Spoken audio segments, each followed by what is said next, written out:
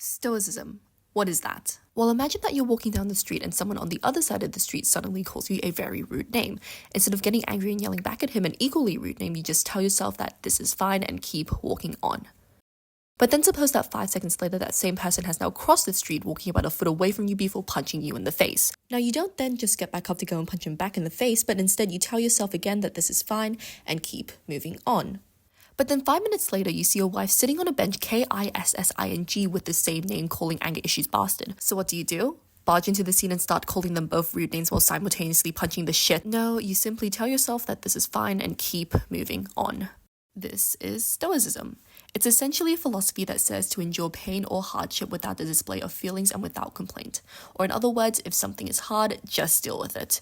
Stoicism is also the philosophy behind the notion it do be like that sometimes. Like plenty of trendy philosophies these days, Stoicism originates back to ancient Greece, making it almost as old as JB over here. And the 3 big shots of Stoicism were Seneca, Epictetus, and Marcus Aurelius. The 3 amigos. So if you're ever scrolling through motivational quotes about Stoicism, 9 times out of 10 it will be from one of these blokes. Stoics believe that you couldn't control the events that happened around you, and unhappiness comes from confusing the things that you can't control with the things you can. Ultimately, it's your response to these events that are within your power. But even if you don't feel sad, angry, or depressed that your wife cheated on you, you'll still probably feel sad, angry, and or depressed anyways. You may think that to become a Stoic, you need to suppress or try and control your emotions. However, Stoics instead say that you should become free from negative emotions and stop having them altogether. But as a beginner, you might find it difficult to handle your emotions like this, so a tip is to initially try to deny a strong emotional reaction through self-talk, such as by telling yourself to say nothing. It isn't a big deal, I don't care, leave, hedgehogs are cute, you should really donate and subscribe, and so on and so forth. But really, it isn't sustainable to keep suppressing your emotions like this in the long run, and you should really try to improve your ability to detach from your emotions altogether. But how do you do this? By reframing the situation. In this case, your wife cheating on you is not enough to make you angry, as being angry requires your consent.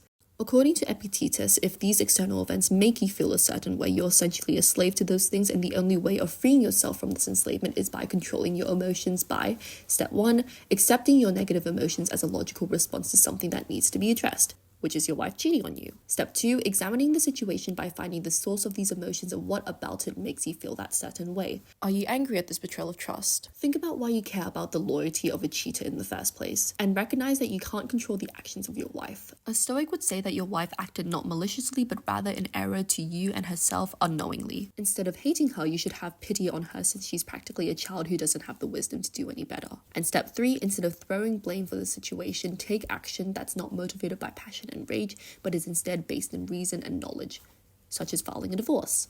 But to Stoics, it's not enough to just control your responses and, well, be stoic, but to reach true happiness, you also need to live according to 4 virtues. Temperance, which is when you only let yourself have 5 beers in one night. Wisdom, which is knowing that you shouldn't drink 5 beers within the span of 1 hour. Justice, which is not just drinking one type of alcohol in a given night, because that would be unfair to every other type, so you just drink them all. And courage, which is when you're having a sword fight with a lion on a tightrope while having a beer. Stoics say that by living your life by these 4 things will lead to true happiness and fulfillment. So that's why you should immediately strip off all your clothes, only covering yourself in a dishcloth for modesty, then sell your house and move to the outback with no material belongings, where you'll live on tree bark and gum nuts for the rest of your life, because as Marcus puts it, almost nothing material is needed for a happy life for he who has understood existence. So let's finish off with a short exercise. Suppose one of your friends is going through a hard time and, I don't know, their wife cheated on them. What do you say to them? Correct. You don't say that it's going to be okay or cheer up, because as a Stoic, you've refused to give any sense of hope to your life. If you hope for something to happen, you are risking your emotions on a future event out of your control. You only hope for things that you don't have control over. Hope lifts you up so high just to throw you back down and break your neck when you inevitably fall. Instead, you should practice negative visualization, which is just a fancy way of saying to imagine the worst case scenario that is out of your control, accepting that scenario, and prepare yourself for your own emotional reaction and response. This is how Stoics handle anxiety. You have to be calm and honest with yourself regardless of how uncomfortable or horrible it might be. Learn to expect things like betrayal, abandonment, lying, grief, sadness, infamy, infidelity, disrespect, sadism, humiliation. But if life really gets too depressing for you, unaliving yourself is also an option. Because in the wise words of our friend Marcus, make a complete exit from life, not in anger, but simply, freely, with integrity, making this leaving of it at least one achievement in your life. So hopefully that was easy for you to understand, and I'm currently taking donations in the form of subscribes to fund the next video, so thank you!